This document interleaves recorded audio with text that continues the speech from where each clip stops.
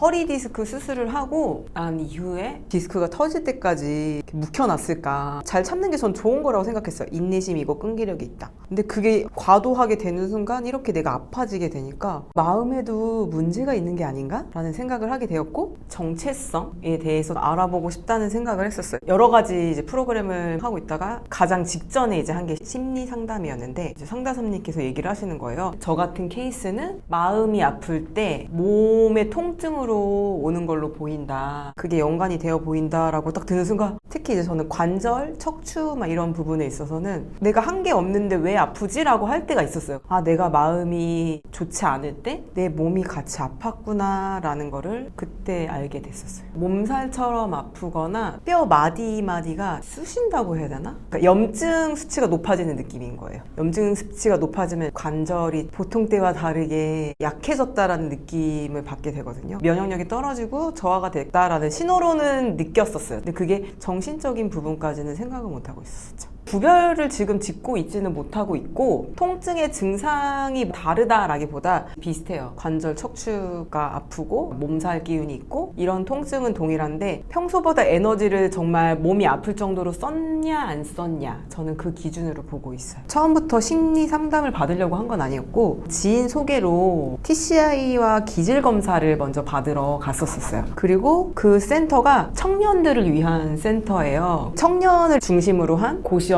더 특화돼 있다고 생각한 부분도 있었고, 상담해 주시는 분들이 수련 과정에 있으신 분들이기 때문에 가볍게 한번 시도해 볼 수 있는 곳이어서 저는 더 좋았었어요.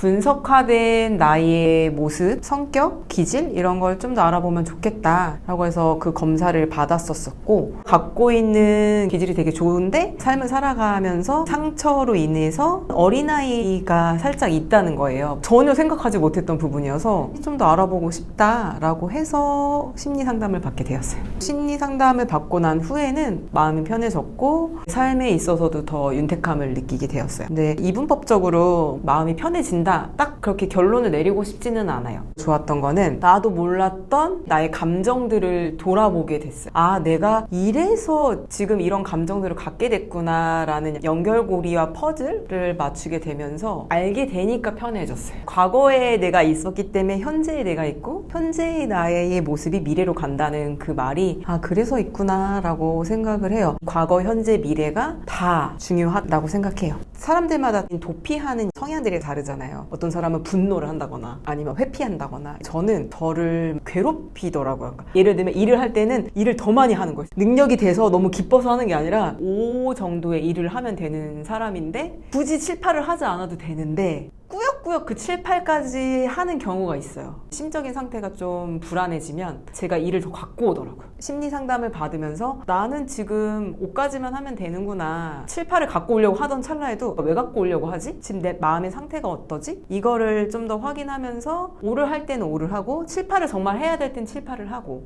이렇게 잘 맞춰서 하다 보니까 마음도 편해지고 몸도 편해지고 있어요. 20대 때까지는 폭식하는 경향이 있었거든요. 한 자리에 앉아서 감자칩 3봉지에 초콜릿류 2봉지를 5봉지를 먹어요. 왜 그런가 봤더니 주체하지 못할 때 제 몸에 뭔가 들어가야 된다고 생각을 하더라고요. 그래서 거기서 또 하나 얘기를 해주신 게, 정상적인지 않은 걸 알면서도 그 행동을 멈추지 못하는 것 또한 몸에 대한 학대라고 얘기를 하시더라고요. 스트레스 받으면 매운 거 먹고 과식하고 이러잖아요. 적정선 건강한 건데 본인이 봐도 조금 이상한데 생각이 들면 한번 돌아보는 건 중요한 것 같아요. 거식증처럼 정상적으로 밥을 먹지 못하는 생활을 하게 되는 약간 그런 것도 심리적인 부분도 있다고 하더라고요. 강점 탑5는 책임, 공감, 개별화, 개발, 심사숙고, 이렇게 5가지였었어요. 내가 갖고 있는 강점이 이 5개라는 걸 인지하냐 못하냐가 저는 되게 중요한 것 같아요. 인지를 하고 나니까 상황에 맞춰서 강점을 카드처럼 쓸 수 있는, 인사이드 아웃에 기쁨이가 나올 때가 있고 슬픔이가 나올 때가 있고 이런 것처럼 주인공을 누구를 하냐를, 저는 강점도 그런 것 같아요. 근데 이 강점이 어느 한 사례만 딱 된다는 게 아니라 모든 영역에서 이게 다 같이 간다고 생각을 해요. 나에게 어떤 영향을 주는 것인가. 심리상담센터 차이점을 얘기하자면, 나나나는 일단 강점을 감정을 포커스로 맞춰서 내가 실질적으로 어떤 걸 할 수 있다라고 해서 현실적으로 직업이든 공부든 재능으로 연결을 시켜주는 느낌이었다면, 심리상담센터는 나의 감정 자체를 분석해주고 그 감정을 만져주는 곳이었었어요. 전 너무 좋았던 게, 나나나 1대1 코칭을 딱 만났던 그 타이밍이 제가 책임감으로 너무 힘들어할 때였었어요. 저는 그걸 약점이라고 생각을 했었어요. 나는 대체 왜 이렇게 책임감이 너무 과해서 나를 혹사시키고 내가 나를 못 살겠구나, 대체 너는 왜 이런 거야, 이러고 있을 때 감정 검사를 하고 코칭을 해주시는데, 보라님의 강점에 책임감이 있어요, 그 강점을 잘 살려서 나아갈 수 있어요, 그 말 자체가 나는 약점이라고 생각을 했는데 강점이구나, 인식의 변화가 그때 확 일어났어요. 내가 싫다고 한 게 내가 갖고 있는 되게 좋은 점이었고, 그걸 내가 먼저 좋아해주고 좋아해짐으로써 그걸 활용할 수 있게 되는구나. 그 이후로는 이거를 잘 활용해야겠다, 좋은 나의 강점으로 내비쳐줘야겠다 마음을 먹으니까 같은 상황인데도 다르더라고요. 기쁘더라고요. 제가 생각하는 착한 아이 증후군이라고 하면은, 말 잘 듣고 잘못된 일이 있을 때 이게 다 내 잘못인가? 남을 위해서 배려하고 양보하고 이런 것들이라고 생각을 하고, 지식백과를 한번 저도 찾아봤어요. 어른이 되어서도 자신의 감정을 솔직히 표현하지 못하고 타인에게 착한 사람으로 남기 위해 욕구나 소망을 억압하면서 지나치게 노력하는 것이라고 써있더라고요. 제가 느끼기에 특히 한국의 정서에서는 어른들이 좀 더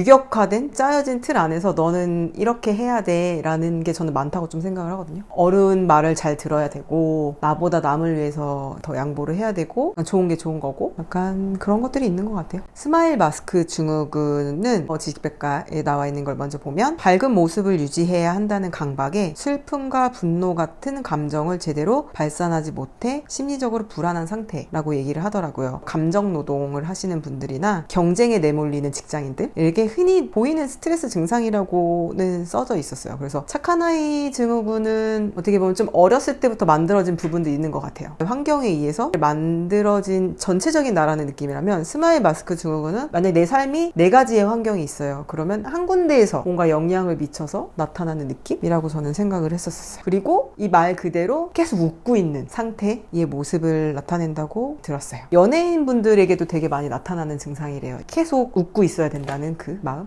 착한 아이 증후군은 저희 삶 전반에 다 나와 있다고 생각을 했었어요. 그리고 스마일 증후군도 전반적이긴 한데, 관계성이 깊지 않은 분들, 회사라든지 처음 만나는 자리라든지 가족보다는 더 깊지 않은 관계에서 더 많이 나타나고 있다고 생각을 했었어요. 보통 이제 나타나는 경우는, 저를 생각했을 때는 결국 관계성인 거죠. 누군가의 관계가 일어났을 때 이 모습이 나타나고, 혼자 있을 때 나타나진 않으니까. 감정이 부정적인 감정, 슬프거나 화가 났을 때 이 증상들이 나타나는 것 같아요. 착한 아이 증후군을 느끼곤 있었는데, 전문적으로 이렇게 진단을 내린 단어를 들은 건 한 2년 전쯤이었고, 제가 아시는 분 중에 심리 상담 전문적으로 하시는 분이 있는데, 그분이 저랑 다른 단체로 같이 일을 할 일이 있었었는데, 그때 관계성을 보시면서 혹시 착한 아이 증후군이 좀 있는 것 같은데 본인이 보기엔 어떠냐? 라고 물어보셔서, 제가 그거를 좀 느끼곤 있었는데 맞네요 라고 확신을 주는 그런 게 있었어요. 저는 그래서 되게 홀가분했었어요. 너무 더운 여름에 폭포수에 물을 탁 맞으면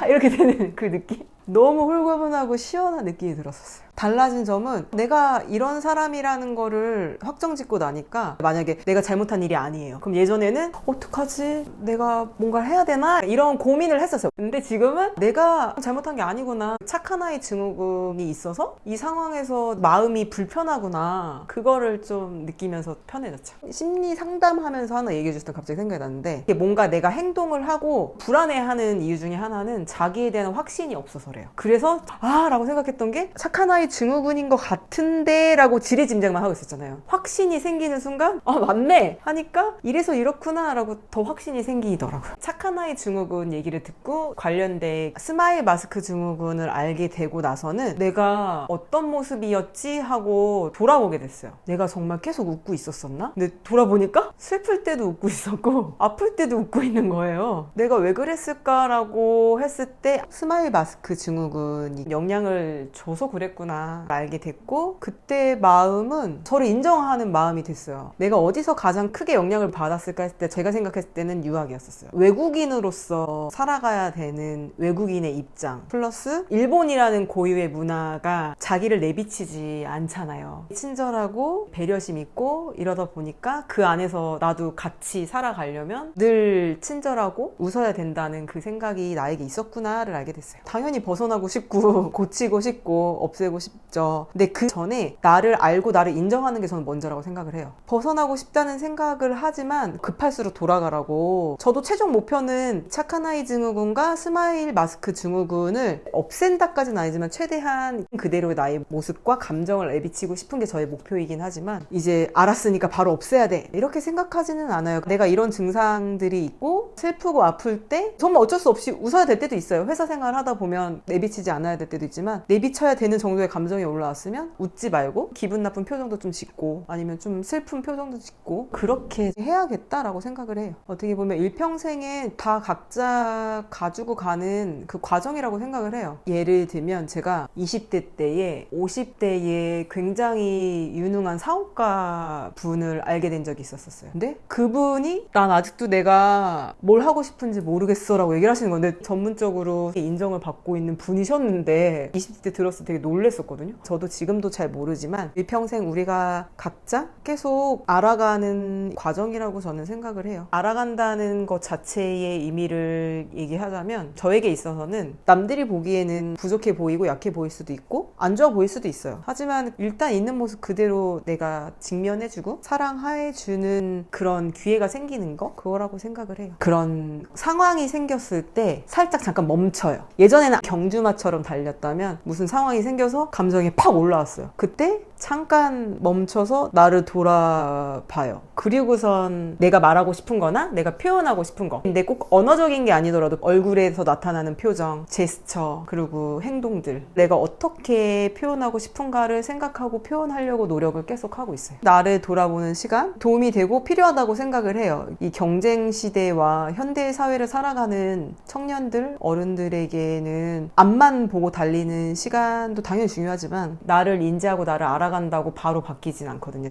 훈련이 필요하다고 저는 생각을 해요. 바꾸고 싶다면 조금씩 훈련을 하다 보면 분명히 바뀌어있는 본인의 모습을 보게 될 거라고 저는 생각해요. 상황마다 다른 것 같아요. 본인이 지금 무엇을 추구하냐, 어떤 상황이냐에 따라서 다르다고 생각을 해요. 심리적으로 나의 감정을 좀 더 파악하고 싶고 어루만져 줬으면 좋겠고 이러면 상담센터를 가보시는 거를 추천드리고, 나는 내가 뭘 잘하는지 잘 모르겠어요, 아니면 실질적으로 직업이나 저의 삶에서 같이 연결을 시키고 싶어요 하면은 저는 나나나 추천을 드리고, 그 이외에 언어 표현이나 심리에 관련된 공부에 대해서도 본인의 필요성에 맞게 잘 찾아가시면 좋을 것 같고, 무언가를 해보는 게 전 좋다고 생각해요. 제가 봤을 때 감정적인 부분은 매몰될수록 부정적으로 가는 경우가 더 많은 것 같아요. 내가 날 잘 모르겠고 긍정적인 나를 찾아가고 싶고 이러면 외부의 다른 분들과 함께 하는 거를 더 추천합니다. 20대 때는 내 마음이 어떻고 내가 누구인지를 찾지 않았어요.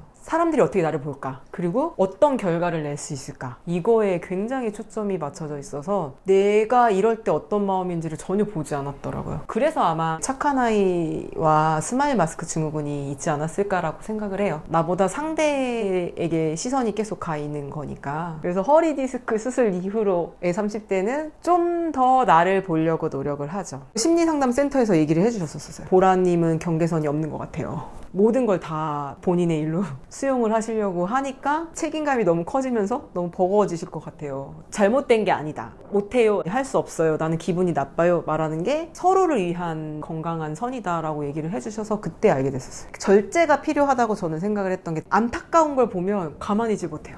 다 내 일이 아닌데 사실 내가 할 수 있는 영향력은 일부잖아요. 근데 이거를 다 내가 어떻게든 좋게 서로 같이 가겠다라는 그 생각이 절제하지 못하고 어떻게 보면 교만했구나 라고 생각을 했어요. 심리상담하면서 얘기했던 게, 경계선이 없으면 굉장히 힘들대요. 나와 상대방에 대한 경계선이 있어야 된대요. 예를 들면 내가 이렇게 좋아하니까 너도 그렇게 해 몰아붙이는 건 나만 있는 상태가 돼버리는 거고, 반대로 상대방이 너무 힘들어하고 있어요. 사실 나는 해줄 수 있는 능력이 없는데 내가 나를 버리면서까지 상대방을 위해서 무언가를 한다. 기쁨이 없고 힘들다. 그러면은 그것도 경계선이 없는 거더라고요. 내가 해줄 수 있는 부분과 상대방이 해야 되는 부분, 그리고 상대방이 나에게 요구할 수 있는 부분과 요구하지 말아야 되는 부분, 그 기준을 본인이 명확히 알고 있어야지. 그걸 모르면 내가 뭔가 잘못했나? 이런 식으로 또 가게 되는 거죠. 건강한 경계선이 있어야 된다라고 해서 건강한 경계선을 저도 계속 찾아가려고 하고 있습니다. 제가 청년들에게 얘기해주고 싶은 거는 있는 그대로의 본인의 모습을 받아주고 사랑해줬으면 좋겠어요.